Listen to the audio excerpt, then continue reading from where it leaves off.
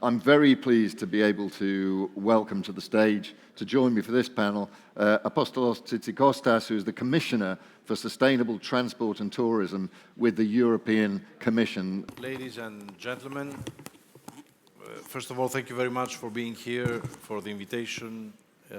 It's a great honor, and thank you for highlighting that connectivity is not only about linking regions, communities, and countries, but also about resilience and prosperity. Gone are the days when connectivity was synonymous with infrastructure alone. Today, infrastructure is far more than that.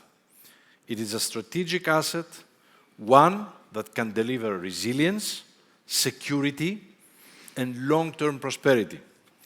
Across Europe, and particularly along the Baltic Sea, Black Sea, Aegean Sea European transport corridor, connectivity has taken on this new strategic dimension. These regions have historically suffered from fragmentation, missing links, and underinvestment. Today, however, they stand at the center of Europe's growth ambition and its evolving security architecture. Recent events have reshaped our understanding, and we have seen how fragile global supply chains can be. The war in Ukraine has fundamentally changed how we approach infrastructure. An ongoing instability in the Middle East only reinforces that shift. And our focus now, as a European Union, is very clear.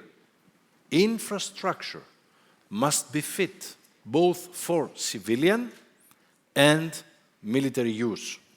So in this context, the Baltic Sea, Black Sea, Aegean Sea corridor represents, in our view, Europe's most strategic approach to developing dual-use infrastructure all along the European eastern flank.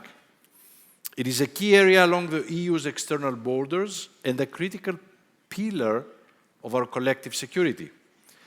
By strengthening north-south connectivity and linking strategic ports, the corridor forms a backbone for Europe's resilience.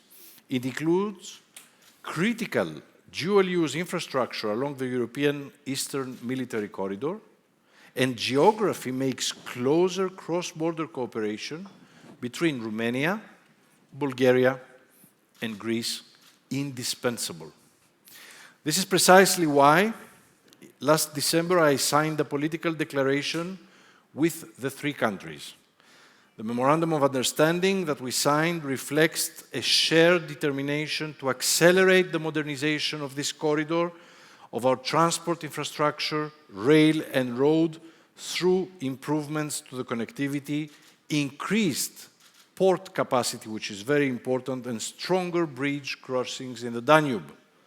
By linking Alexandroupolis to Odessa and beyond, these projects generate substantial strategic, economic, and security dividends, reinforcing NATO's deterrence and defense posture.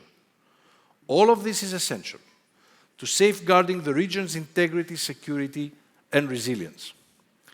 Ladies and gentlemen, our investment in connectivity and dual-use infrastructure is unprecedented.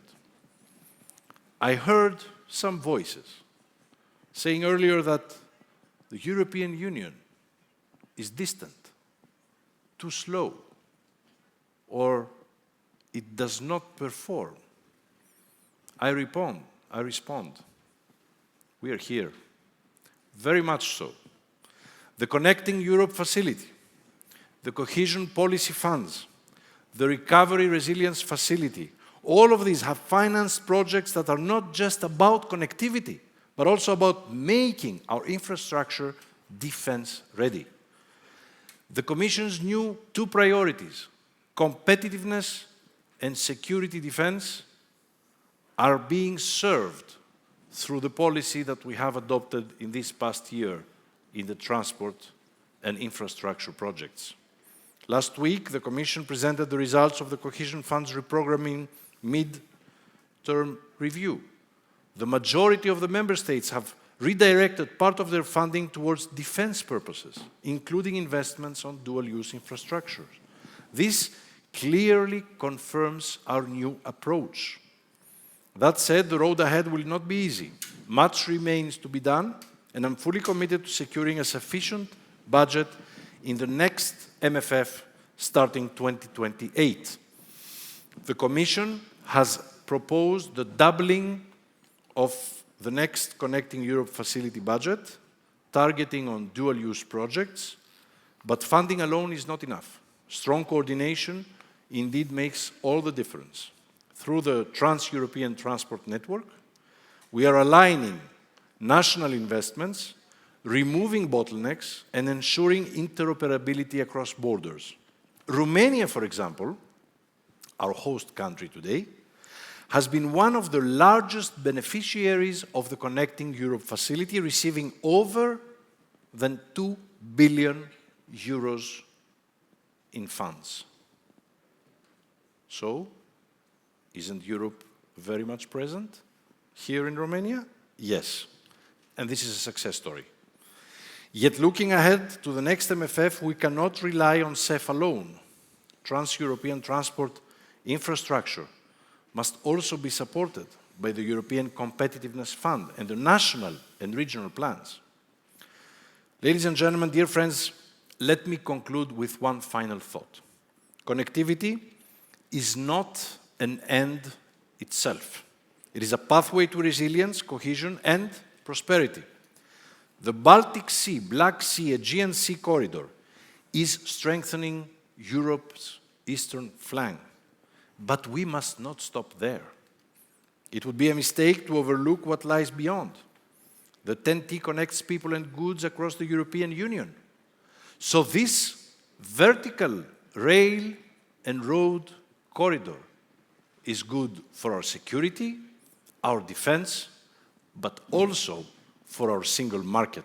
So every euro invested in dual-use projects is a euro well spent for our citizens, our economy, and our security. But in the future, it must also help us build bridges with our neighbors, near and far. Because stronger connections, ladies and gentlemen, beyond our borders mean more resilient supply chains. And we know now, by now, what this means. Europe must remain open, competitive, and well connected to the world. And we will make sure that this happens. Thank you. Thank you.